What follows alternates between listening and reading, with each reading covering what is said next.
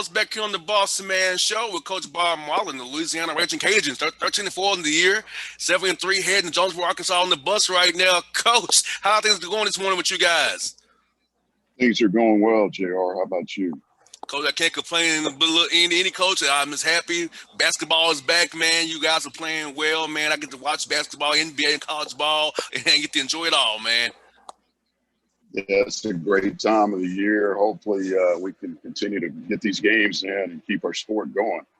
Yes, indeed. Now, Coach, let's go back to March, Coach. When everything got shut down, how was it for you and your staff and your players to leave campus, go virtual, have to not be with you guys in that structure that you have down there in Lafayette there, and how'd you all manage it all this summer? Well, it was certainly a challenge. We had a big roster turnover too, and we were actively recruiting. I thought our staff did a great job accepting the challenge, worked very hard in March and April, May, got our guys in place, and then we were able to get them back on campus at the end of June. So, but it was a trying time for sure, and felt weird not being around your young men on campus and worried about their academics, most importantly. Oh, yes, and I know your academic advisor that you all have there and your assistant coach really helped a lot to make sure the young men was on top of their academics because they student athletes first, the students first for their athletes, and that's very important to you and your staff. So just shout out to your academic advisors and your assistants for really helping your guys out through that tough time for sure. Yeah, they did a tremendous job. We've got a great academic advisor, and Christy Alford. She's the best. She's the head of our whole department, and she has men's basketball under her watch. So we're blessed there, and we've set record marks, believe it or not, in recent years with the academic piece for our men's basketball. I can see that because a lot of coaches have told me the same thing, Coach Marlin, that hey, them being away and being with us, doing it virtually and being on them the way we've been on them with the parents involved really helped their GPAs. A lot of coaches have told me this season, talking to them all, that hey, our GPA actually went up when we went home rather than we was on campus, which is it's kind of weird to think of it that way, but it will go up when they go back home and be with everybody involved there. Yeah, it's certainly different, and you always want to be in control as a coach, right, or a parent. You want to know what they're doing and making sure they're getting their work turned in. And when everything's online and virtual, it's much more of a challenge. But our people did a great job, our university. We put the student first, and there was some leniency given to some of the students during, just like the NCAA gave some on eligibility in the spring, and we used that to our advantage. And Coach, having a roster turnover as you did, having all those newcomers coming in who never have been on campus and having to jump into it this fall semester before basketball started, how was this summer trying to bring them together via Zoom and keeping the guys engaged with you and their teammates, trying to learn each other, trying to build a bond over a computer or a FaceTime this summer? Right. And another thing that our staff did a great job of setting up the Zoom meetings. We met daily with the players, certainly recruiting, trying to get guys interested. We had a couple of transfers that came in, JR, that had never seen campus. And in fact, most of the guys that got in at the end of June had never set a foot on campus and seen. And that's the tough part about it. The relationships are important. We worked on those, and I think it even helped our family team members and bonding together by doing the Zooms. Once we got here, I felt like we were a little bit ahead of the game, but it's disappointing. The one thing that you miss out on in the recruiting piece by not visiting a campus is actually meeting the players in person, seeing how the bond that they have and what kind of family they have. And then for the parents, it's always eating the food in South Louisiana. You got there right. Hey, the food down there is one of a kind, Coach. I tell you. It's one of a kind. It'll put some weight on you as well, man. I gotta stay away from down there. He knows good gumbo and crawfish you have down there, man. That seafood, I love it. Yeah, it's good, and the parents always look forward to it. And but fortunately, they can come back and watch your child play and grab some gumbo or etouffee, jambalaya, whatever. Now, Coach, as you got ready for this season, Coach Marlin, trying to get the team on the court together, gelling on the court, you had to kind of put things in more slowly because it has so many new guys on the roster than you usually would in a normal season? We did take our time inputting certain things. We have a core set of principles, the way we play on offense and defense. We want to play fast. We want to play man to man for the most part. But from an offensive standpoint, we really slow played it and waited until we got into the fall before getting into our main offensive philosophy. And also keeping guys from getting hurt. You know, when guys have been inactive, you don't want to get those soft tissue injuries that linger all year long. So how's that process? I kind of keep the young men from going too hard too soon so they wouldn't get hurt. So you would have them right now while you playing so well right now, have them in February and going into March here real soon.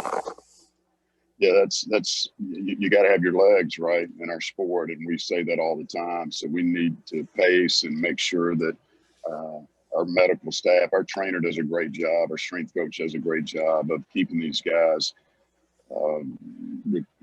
recovered, certainly strong and limber, and make sure that they've had the rest they need and the training they need to keep their bodies fresh, because it's a long year and you got to be at your best in March. And coach, playing back to backs, like, you know, last week you played Texas State and the Bobcats, 2 tough games, you know, down to the wire there. So how is the recovery this week, trying to get them ready to play Arkansas State this weekend? Because, you know, 2 kids playing back-to-back games like this at higher intensity level, you got to make sure they don't gas out early in the week so you can have some in the tank come this weekend.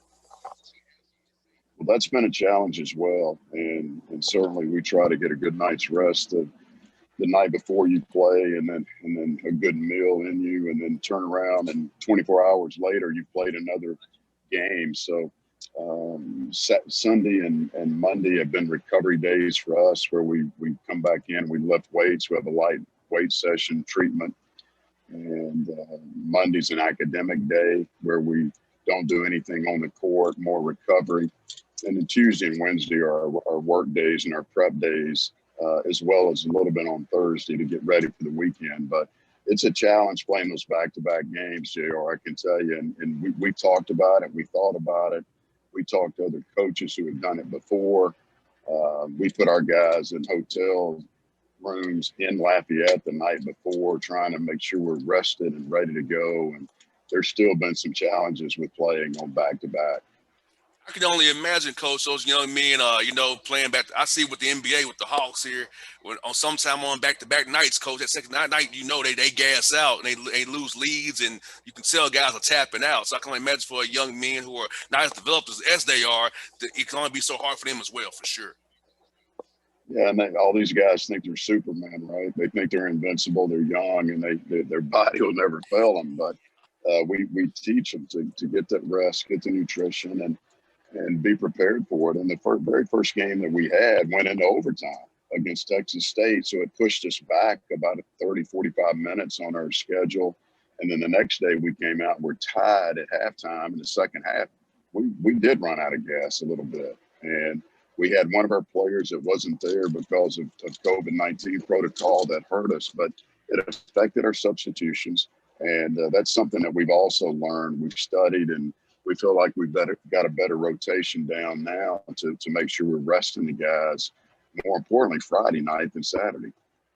Most definitely, coach. And tell us about Arkansas State. Coach Bellato does a good job over there, man. Been there for a few years. Tell us about what you've seen on film from those guys as you prepare to go to Jonesboro this weekend. He's got a good group, and they started off, struggled a little bit early in conference. They changed the way they play. They're getting up down the floor faster. Got two guards that we really like, Caleb Fields at the point, and then Marquise Eaton, who is one of 2 players in their school history, along with Chico Fletcher, to score 1,000 points, get 300 rebounds and 300 assists. Just a very solid player. So their guards are really the leaders of their team. And then they picked up a young man, JR, named Morchad Omier from Nicaragua. And this guy can rebound the ball like crazy. He is at the top of our league in rebounding, about 6'7", very active. And if we don't eliminate him off the glass, then we'll be in for a long weekend. And coach, tell us about 2 young men you have from Georgia on your roster, Devin Butts and Ty Harper. Also, you have a young man, Theo, from Montgomery, which is not that far from Atlanta. Tell us about recruiting our area here, the I-85 corridor, especially Devin, Theo, and Ty Harper. Well, Devin is a guy that we looked at out of high school a little bit, and he narrowed his choices down quickly, and wound up visiting Wichita State, South Florida, Georgia State, and Mississippi State, and chose Mississippi State. And then when he went in the portal, we checked on him and were able to jump in there. And there were a lot of good mid-major schools that wanted him at the time. And we were fortunate to get him to come with us. And Devin's done a good job for us. He's growing, getting more experience, and maturing as a player every day. And then Ty Harper is a young man that we wound up signing in the early signing period in November. He was at a prep school out in California, was eligible to come and get started in school. They had stopped playing with the prep school, and it made sense for him to come with us. We got him enrolled, got him in, practiced for about 4 days. We threw him out there against McNeese for a few minutes, and his role is increasing. He's a very talented young man, and he's learning our system, and I expect him to play more as we move forward into February and March. And lastly, Theo Abuka is a young man from Montgomery that started off at Portland, University of Portland, way out on the West Coast, and wanted to transfer and get back closer to home, closer to family. And we're just tickled to death that he picked us. And he's a fine young man. He's got a 7'6" wingspan. He's rebounded the ball well. He's one of the national leaders in block shots. He's getting a double-double every time out. And our first game was against Baylor out in Vegas, and he jumped up and I think he was 9 for 9 from the field, had 22 points against Baylor, and felt confident. Hey, this is the right place for me, and he's really carried that on, JR. So he's got a bright future in this game.